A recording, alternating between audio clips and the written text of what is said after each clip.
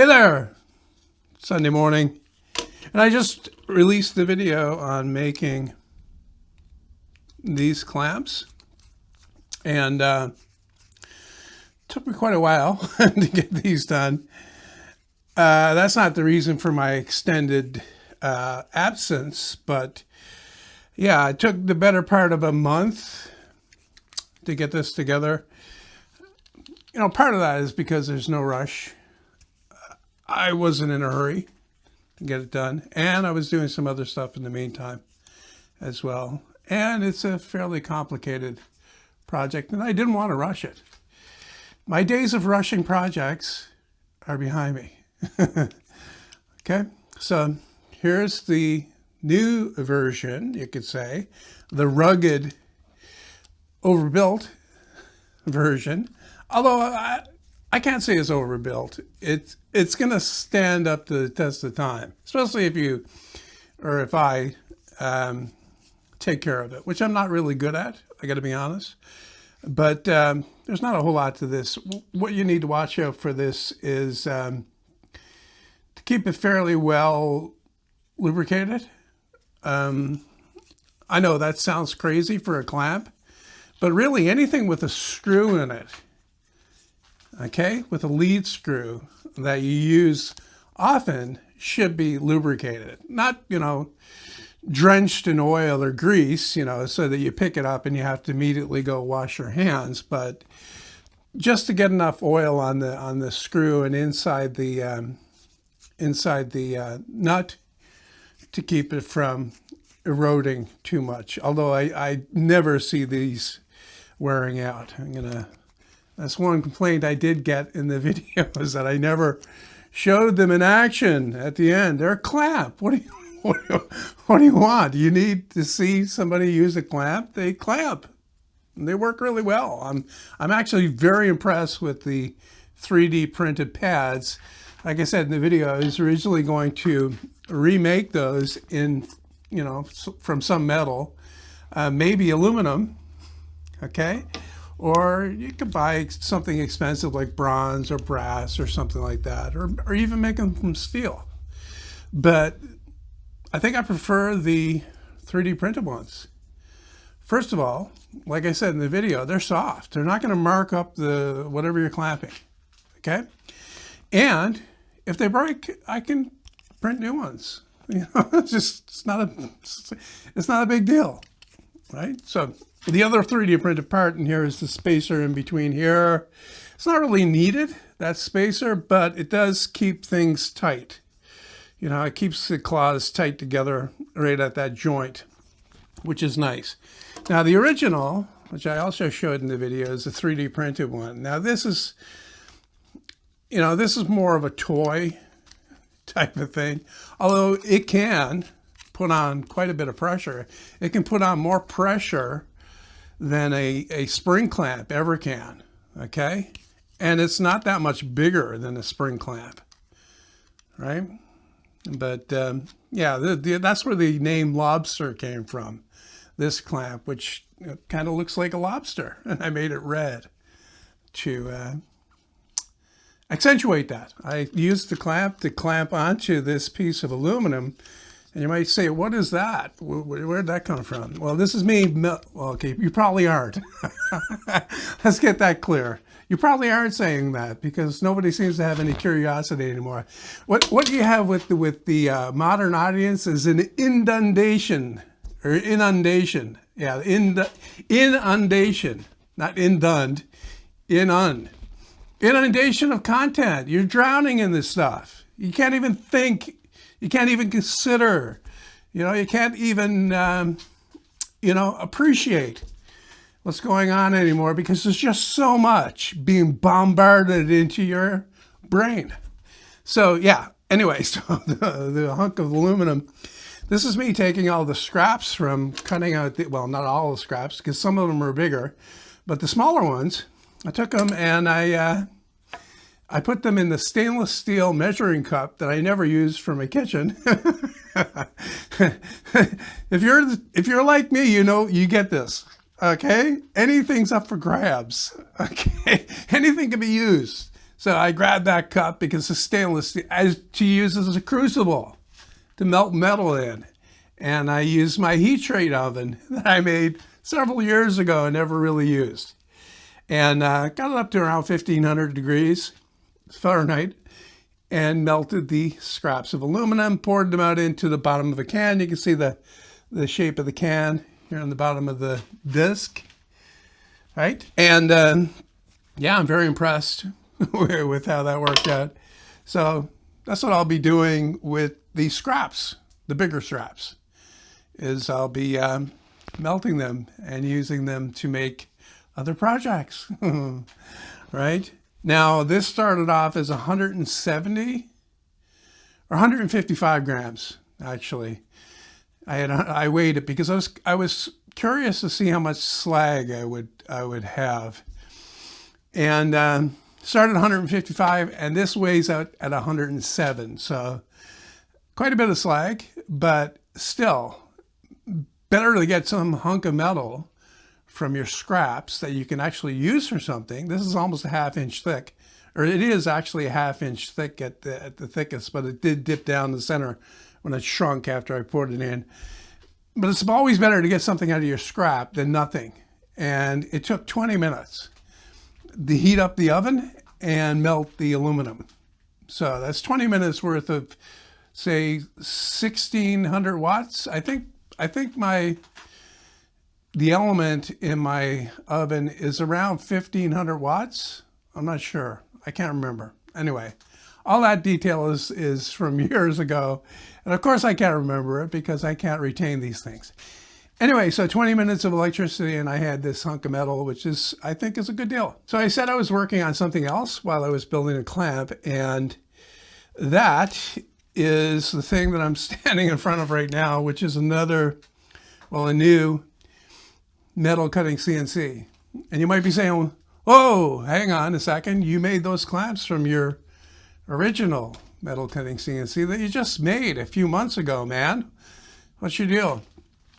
Well, okay, look over there. You probably can't see it in the camera, but anyway, this is my table saw. That is I don't know. I mean, if I counted them up throughout my life, that's probably the 10th or 11th table saw that I built. Okay, and there was nothing wrong with the table saws that came before it. But, you know, the urge takes you to build something and you want to build it. So that's what I did. I built new table saws, and now I'm building new metal cutting CNCs. Now, the reason why I'm building this one is because, first of all, it's a bit bigger, although that's not the biggest reason. The biggest reason is that when I built the other one, I put a drain hole for the flood coolant at the very back corner. And the idea was to flood the table, flood the work, and it would drain out that drain hole down into a container that has the pump. So it'd be continually pumping. That works, of course, but it's really inconvenient. You know, it's inconvenient enough to change the design. Now, I could do this with the original. I could raise the bed. I could add another layer of plastic to the bed, and that would fix it, because then I could put the pump, rather than down in a container on the floor, I could put the pump in the bed itself, because I would have a reservoir of coolant in the bed. And that's the idea behind this one here. It has a bigger bed, first of all, and it has a reservoir for the pump to sit in so that it's self-contained, okay? And even better, it's made from concrete. It's actually over 200 pounds of concrete that I've got here for the base of this CNC. All right, now I was out here the other night, and one of my ideas was I have this casting resin that I've had since, I looked it up actually the other day to figure out how old the stuff was, and it's from 2008. So probably better if I didn't do this. And as it turns out, it absolutely wasn't a good idea. I thought I would make a machinable plastic bed on here to begin with so that I could, you know, pour in this casting resin and then machine it down with the the spindle, you know, to make it perfectly flat. Not to say that the concrete is not pretty good. The concrete is as close as it needs to be to put a spoil board on top and mill the spoil board flat. But I thought that, first of all, okay, the casting resin would not only build up the bed and give me a surface that I can machine flat, it would also help to seal it. Now, before that, I actually painted on a coat of oil-based polyurethane to seal the concrete. That was after letting it sit for almost 2 weeks. And I measured the moisture content, and it was down below 20% at the time I painted it. And that came out perfectly. Although what happened next was me casting the resin in, and then that blew up and made a big mess. And I spent a couple hours last night out here chipping it out and finished cleaning it out this morning.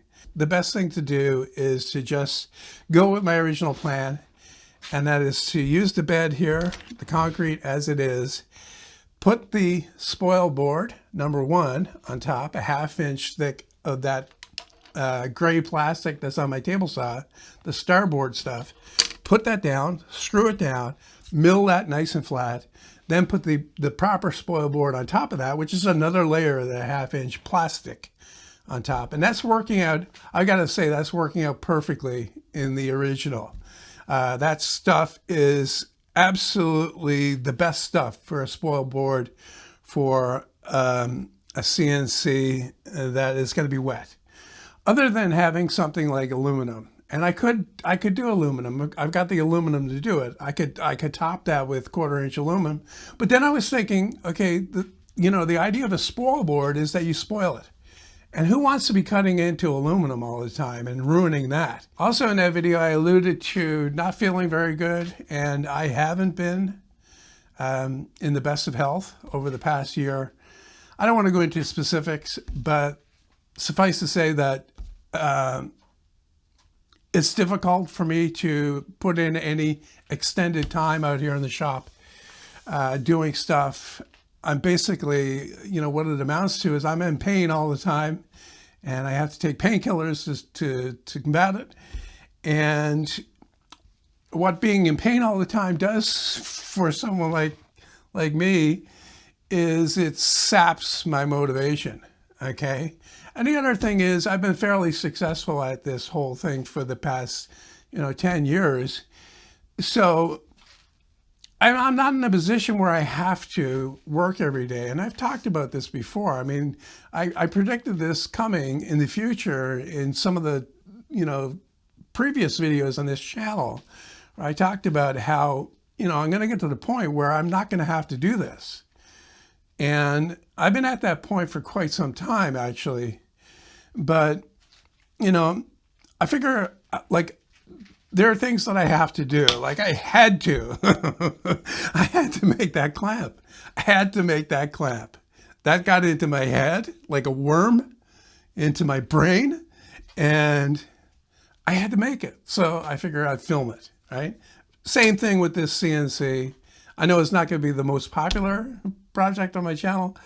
So what I'm going to do with this is I'm going to take an approach that I haven't done in several years, and that's going to be a multi-part series where I'm going to break it up into parts like I used to do in the beginning, right? If you had a big project, it would be part 1, part 2, part 3, part 4. And of course, that meant that nobody was watching part 2, 3, or 4. Wait until part 5, they might watch that, but everybody watches part 1. Expecting the big finish in there when it doesn't come. So anyway, yeah, that's what I'm going to do with this. It's going to start with this, making this base, and I'm hoping to have that ready for next Sunday. But I'm not making any promises. I'm beyond making promises about anything that's coming up. Like I said, I'm mainly doing this because I want to, and because I enjoy it, and not because I have to. So going forward, that's what you're going to be seeing from me, stuff that I want to do. you know, like this clam. Well, actually, I didn't want to do this. I had to do this. I was driven to do this.